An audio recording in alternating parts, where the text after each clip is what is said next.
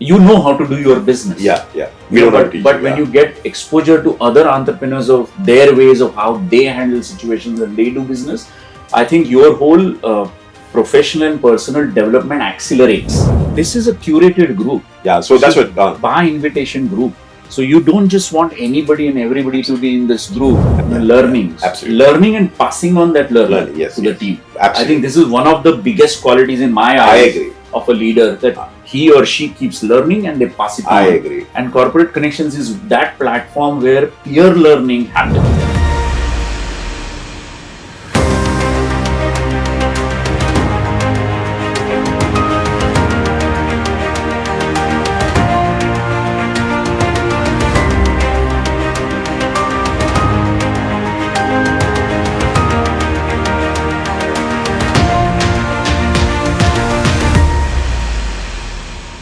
Welcome to yet another episode of Bridgeway Talks, B Talks. We are in Dubai, continuing our B Talks saga in Dubai. We are where Bridgeway's headquarters is in Dubai 50 years back. It came into Dubai and the whole story. We celebrated our 50 years last year. We are at the iconic World Trade Center, which is probably one of the most iconic buildings, which used to be one of the most iconic buildings on the Sheikh Zayed Road. And today, of course, it is an iconic building still, but you would find it hiding behind a lot of other skyscrapers which just come over the Sheikh Zayed Road. Today we have another very interesting guest with us, and he is the National Director of Corporate Connections for UAE, which is a networking organization, and which is an organization which has a lot of members in it, and they handhold these members and also do a lot of events, a lot of seminars, which I know for a fact because my big boss is part of Corporate Connections, and there are a lot of things happening, and we really wanted to understand more about Corporate Connections. Apart from that, he's also a entrepreneur par excellence. He runs what back home we call as packers and movers, or movers and packers. He does a business called as e-movers in Dubai, and it's the head office is in Dubai, but of course he's got his presence in GCC, multiple countries in GCC, and also a small presence in India. Let us go straight to him. Chirantan Joshi, sir, welcome to Bridgeway Talks. We're so glad you took your time off and come over here. We really wanted to have you on board this Bridgeway episodes what we have, because we have heard a lot about Corporate Connections, and I have personally met you also when you were back home in Kozhikode, when we did a nice AMG drive for you people of Corporate Connections and things like that. So we wanted to understand a bit more. Corporate Connections is there in India, but I don't know how well established it is. Is it as well established as what it is in UAE? So we wanted to understand a bit more of that. We wanted to understand a bit more of you. We wanted to understand a bit more of e-movers. We wanted to understand all that. So before all that, welcome once again to B Talks. Give us a little bit of your history. When did you come to Dubai, and how did you become the person you are today? After so many years of hard work, toil, whatever you have done. I also understand that from the talks we had that you worked for quite some time in some companies before you're doing what you're doing. So please give us a brief about all that, sir. Over to you. First of all, thank you very much for inviting me. Anytime, sir. Anytime. So I'm originally from Mumbai. Okay. Born and brought up in Mumbai. Okay. Did my mechanical engineering and MBA from University of Pune. Okay. Okay. Then I got my first job in Dubai. Okay. So worked here in an office furniture company as a sales executive for 5 years. Okay. That was from 98 till 2003. That's how Dubai happened to me, because I got my first job in Dubai. Right. After 5 years of working, then this entrepreneurial bug was always there inside me and wanted to do something. Yeah. So resigned without really having a plan. Right. But then met a gentleman who is my partner today. He was also my ex-colleague. Okay. And together we decided to get into the moving business. That's how the moving business happened to us. Okay. And so the moving business was, so you were in a furniture, you said a salesperson in a furniture company. How was the thought process of a moving business? Why did that happen? Because a very different thing, right? It looks different actually. What happens is when so I was in sales and my business partner Okay. then ex-colleague was in operations. Okay.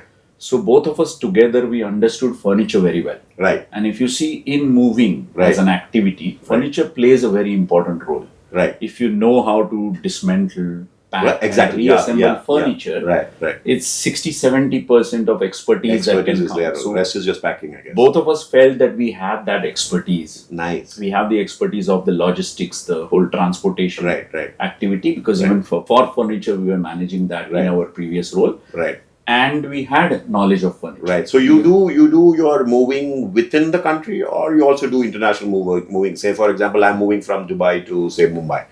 Do you also do that? We do. So we started as a domestic Okay.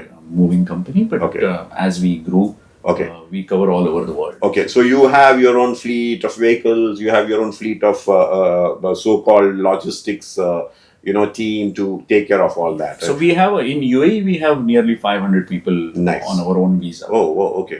We have more than 100 vehicles here. Right. We have our own warehouses. Okay. So within UAE we have a strong base, Right, but we also have our own team in Qatar and Saudi. Right. And we have an office in India where we work on a subcontracting. Right.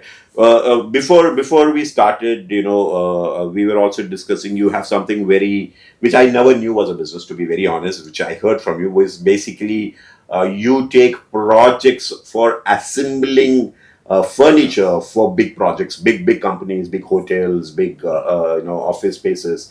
Give us a little brief about that, because I've never heard about that business before, because I think this is probably an offshoot of your expertise in what you said in the furniture business. It's an offshoot of that, and you're trying to make it. Is it a regular business across the globe, or is it something which you have started on your own, and it's something new? Because I haven't heard about something like that. So I wouldn't say that there are many companies who do contract furniture installation, but there are a few. And it's not that it's not there anywhere in the world. Right. But we take pride in saying that we were the first formal or organized furniture installation company back in 2003 when we began our journey. Okay. So how it works is, let's say there's a big hotel project happening, and the hotel is ordering all their modular furniture from maybe Italy, Europe, somewhere, China, from around the globe. They'll order. All these brands that they buy, they may not necessarily have their dealer or have their dealer, but they may not have the infrastructure to handle that project locally. Right. Because let's say an example of something like Royal Atlantis. Right. Maybe you're ordering hundreds of containers. Correct.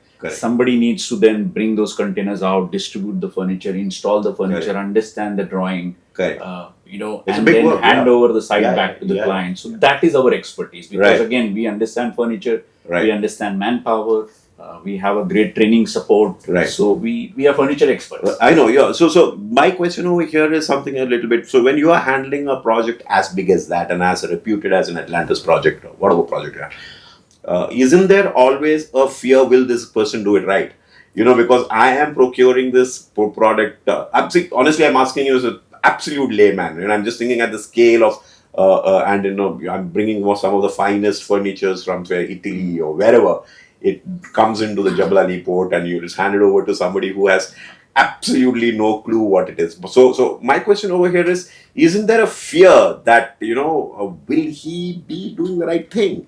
So is there some kind of warranty, guarantee which you also give these people that in case there's something going wrong, we're going to take care of it? Is there something like that? So there's always a workmanship guarantee, which is for a certain period of time after you assemble the furniture. Of course, there's a manufacturer guarantee for the product, but that doesn't get affected with you assembling, right? No, because we have worked with so many global manufacturers that many of these manufacturers, some of the branded ones, actually know us. Oh, brilliant! Because even when they win a project directly from the factory, sometimes they reach out to us for installation. So brilliant. That helps. Brilliant. But of course, this hasn't happened quickly. So that's been built over. Built over a period of this thing, and I think the way you are saying it, you master the art, right? So once you master the art, it's a right hand job, But honestly, anxiety is there. Anxiety is there from the client side as well as anxiety is there from our side. Understand. But I think when you every go business out of your comfort zone, that's and I think every business has a little bit of. Apart from that, I think anxiety is good. because it you makes don't sure work, that you don't tick all the perform. boxes, you take care. Yeah, you don't perform if you don't have Absolutely. anxiety. So I think there are a couple of other things which you do. The leather doctor, mobilia furniture, home cleaning service, Zafino interiors. Give us a little bit of all these small things which you are doing apart from the movers.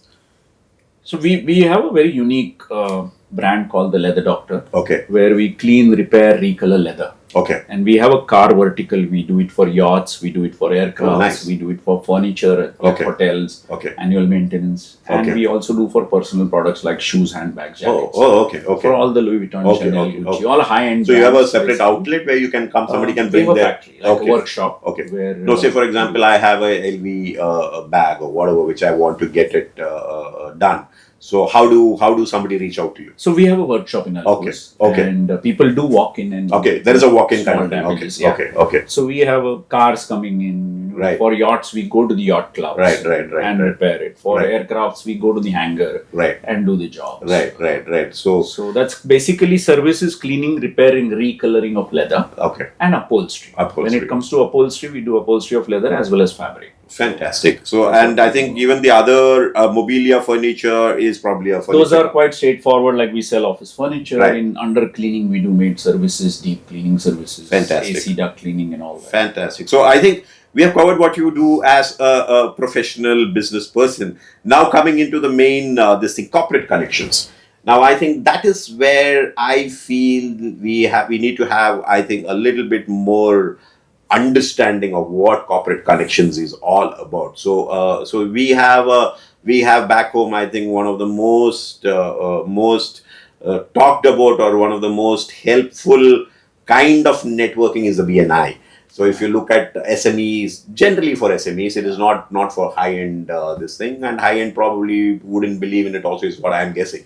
But generally for an SME, a startup and things like that, BNI is something which is very fruitful, and it helps them, and it's got a very structured way of doing things.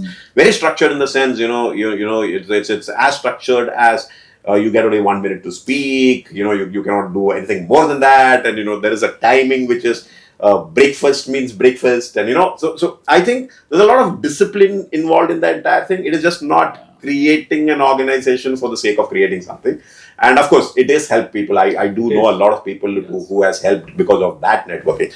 Now, what is corporate connections? So I've heard about corporate connections at many places, but I don't know whether India is a very big player. I understand from people that India has got more members than UAE and things like that. It's a very big operation in India, but I've not really. So is it because they are not? Is it not? They're not as active in India in this thing, and you are more active over here? Because when I see corporate connections in Dubai, you have so many things happening. I think recently you had Mr. Lamba coming in, Yes. and you had a finance session with him and all that, which is brilliant. Which I think is something which is exemplary, if you ask me. No, India is very active. By the Yeah, way. is India it? very So yeah, active. I wanted to understand a little bit more from you. What is corporate connection? How did it start? And what is your role in corporate connection? And what is generally the role of corporate connection in helping all these people out? So, starting with first, I am the National Director Right. of Corporate Connections Right. for UAE with Right. Bijay Shah, who is Right. my co-national director. Right. Since you talked about BNI, Right. globally, BNI and Corporate Connections are sister companies. Oh, is it? Okay. Yeah, Okay. They have the same management at the Right, top right. in the US, Right. and the need that they are addressing is different. Okay. So, as you rightly said, BNI is people who are looking for referrals, Right. day-to-day referrals. They Absolutely. meet weekly. There's commitment, Yeah, there's commitment of participation, Right. and that's their focus. Right. Corporate Connections works with slightly larger size of business owners, Okay. because most of these business owners, they feel lonely at the top. Right. They when they get an idea or they get a challenge, they don't know where to and who to discuss this with Understood. in confidence. Right. Being non-judgmental. Understood. So they are looking for a space where they can be vulnerable Okay. and discuss their challenges and opportunities. And Corporate Connection does provide that support group Okay. for Okay. entrepreneurs So when who does- may feel lonely at the top. Yeah. When does a BNI person become a corporate connections person? Is there a graduation like that, or So, good question. What Right. happens is there's no such Yeah. rule or a principle Right, of that right, sort. But right. what I have seen from my own experiences, because I myself was a BNI member, Right. so I have a great understanding of both the organizations, Right. and I value both the organizations. When the need changes, Right. when your need is a referral, Right. you must be in BNI. BNI. But when the need changes and you start focusing on the business, on Right. the long term goals, on strategy, on surrounding yourself with other qualified people where you Fantastic. learn from them and you Fantastic. start working on yourself Right. so that you can Right. start working on the business. Right. That's where corporate connection happens. Really. Right. So it is That not is the main distinction. Does referral happen in corporate connection? 100%. When Yes. you put good people in one room, Yeah.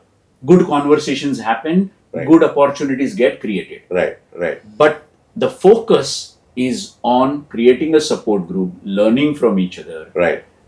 Giving each other exposure. Right. That's the main focus. Right. So is there a criteria which you have set in place so that these are the criteria that you need to meet to become a corporate connections member? So- And how do you become a corporate connections member, and what are the official membership fees or whatever which you charge, and what do you get out of it?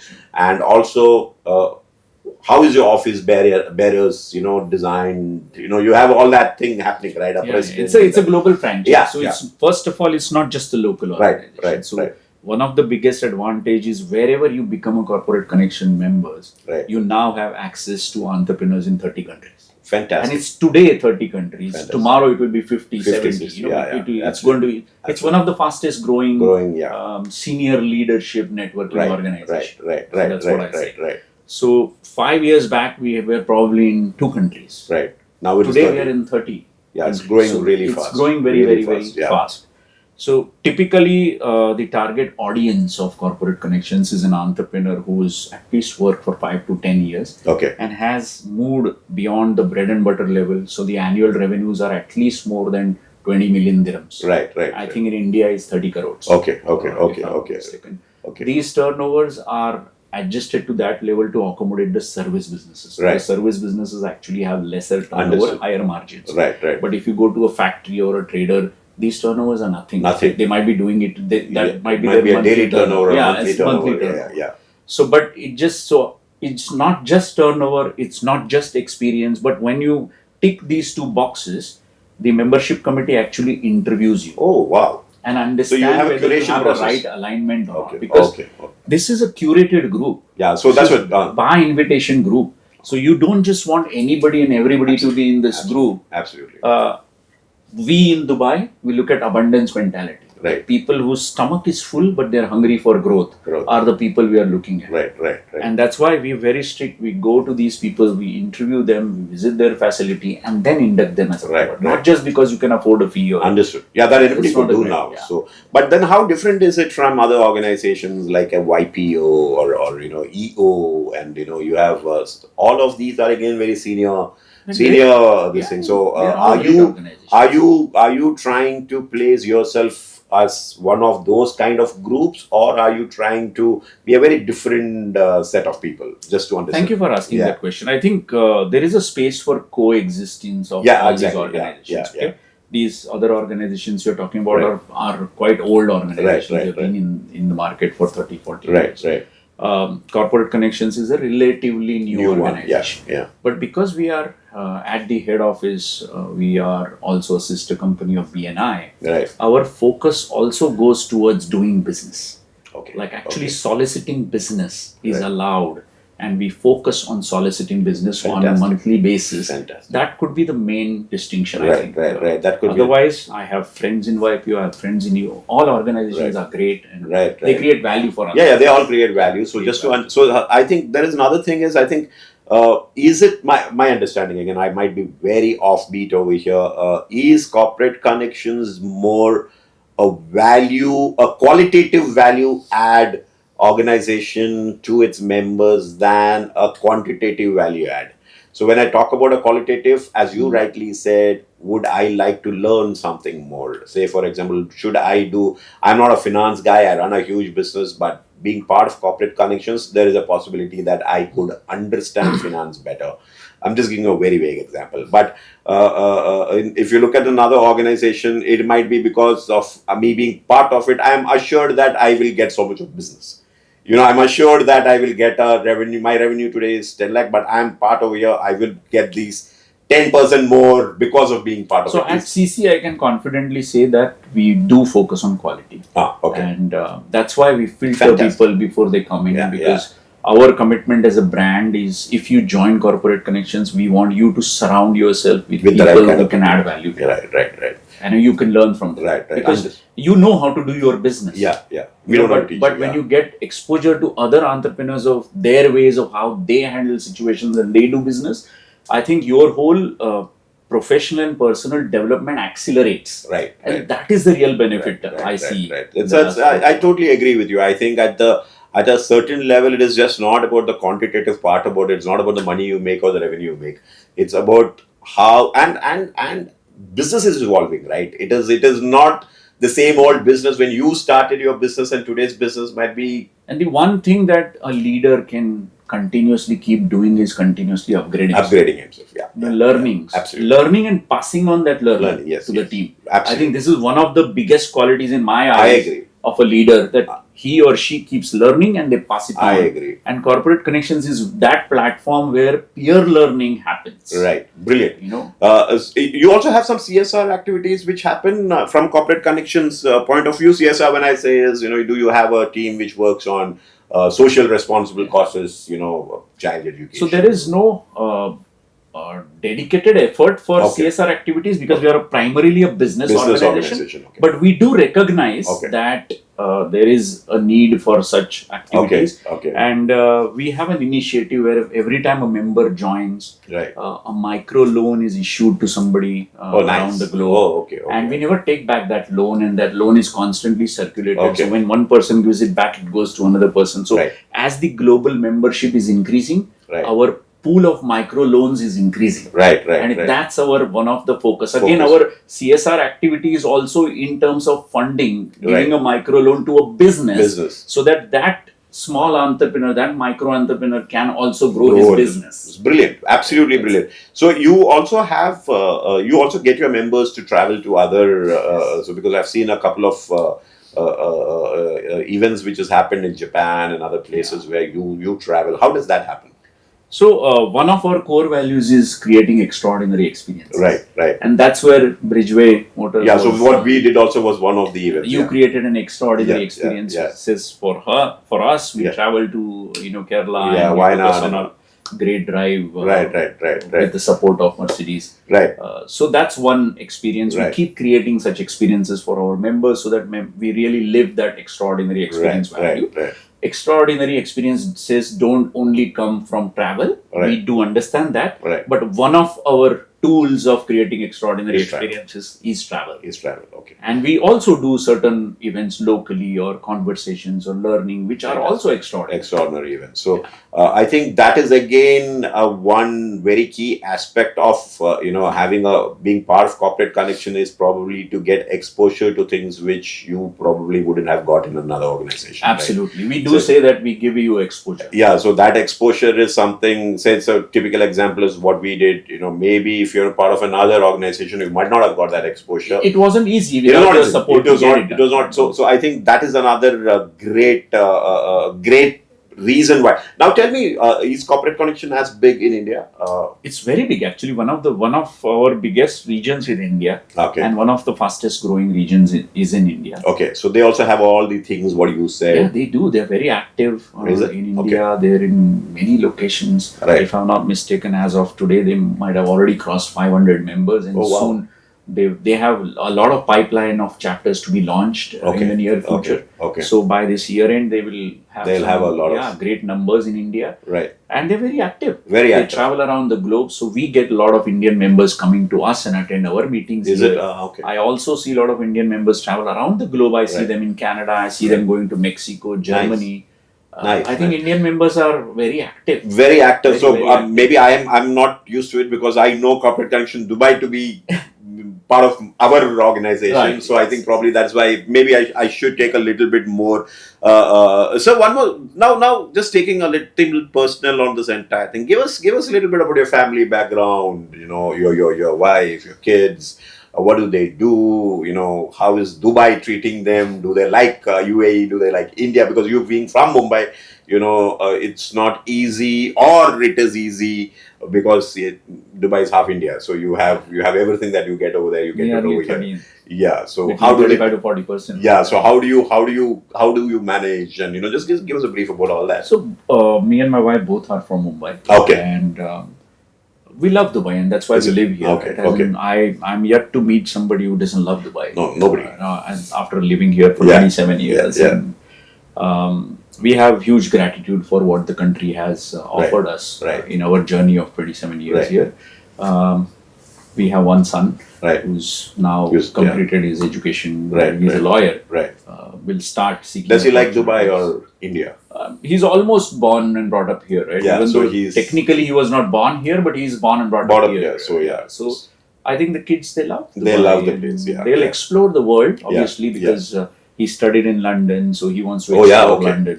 Okay. So I'm sure next few years he will travel around the globe, learning different cultures, Right, different right. ways of doing Nice. business. But then after 5 years, there's a very high chance that Dubai kids might actually come back to Dubai.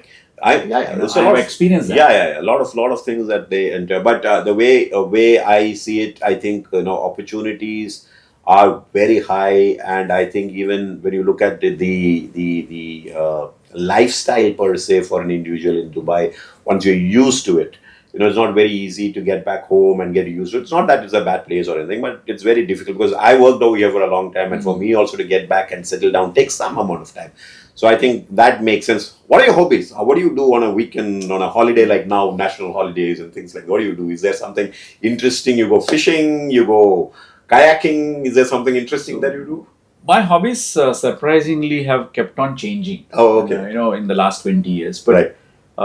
so I'm a big fan of cars. Oh, is it? Okay. Growing up, I spent a lot of time in car garages Nice. with the mechanics. Okay. I also studied mechanical engineering, which Okay. specializes in IC engine. Nice. So nice. there's some emotional connect Absolutely. with cars Right, as a right. subject. So I keep reading about it. I Right. keep doing test drives. Yeah, I yeah. love it. Yeah.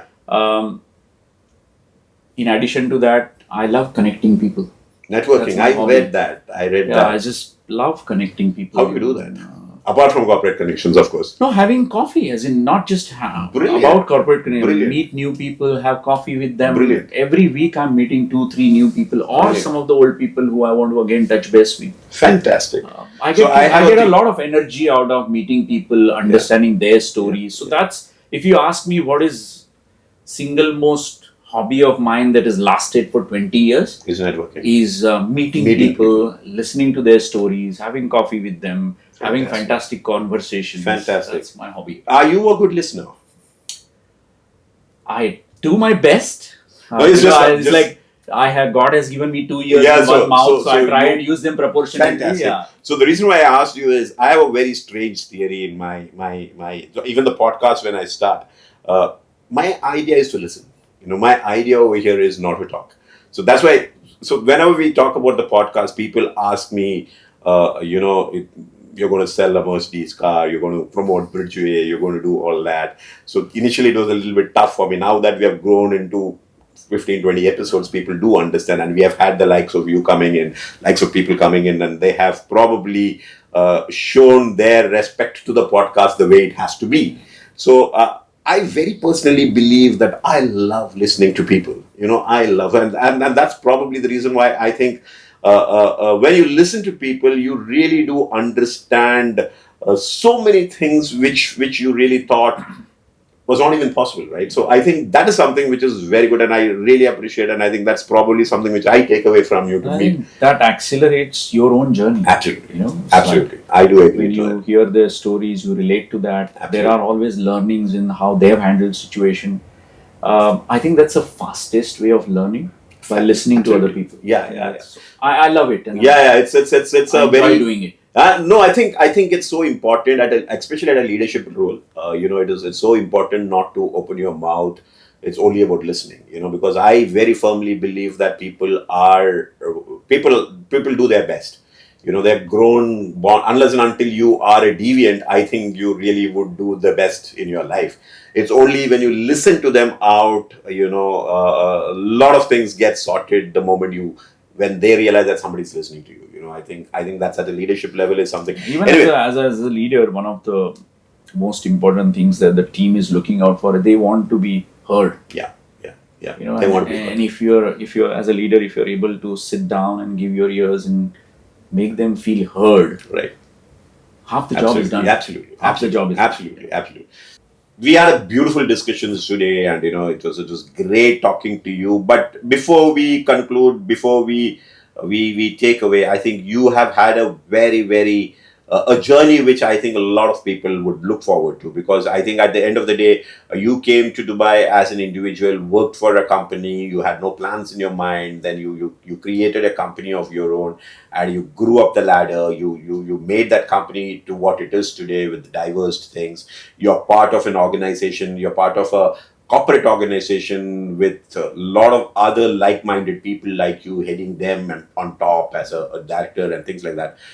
What is it that you would like to give away as a learning to all the people who are listening to our podcast today? Because I think a lot of people who are listening to the podcast today would wonder, okay, everybody says so many things, right? But what are the 2-3 things, or even one thing that you think you feel that every youngster or every person who's aspiring to grow or aspiring to do something big in their life needs to hear? So if you have a couple of them for, yeah. Thank you for posing that question. Right. And since we are talking about learning, Yeah.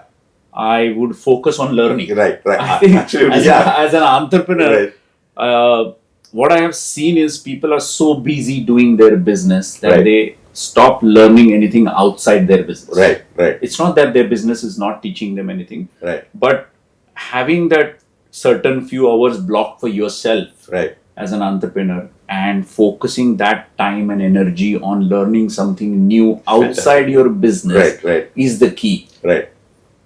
Because the day we stop learning, we actually stop growing. Growing. That's what I feel, and I've experienced that. Yeah.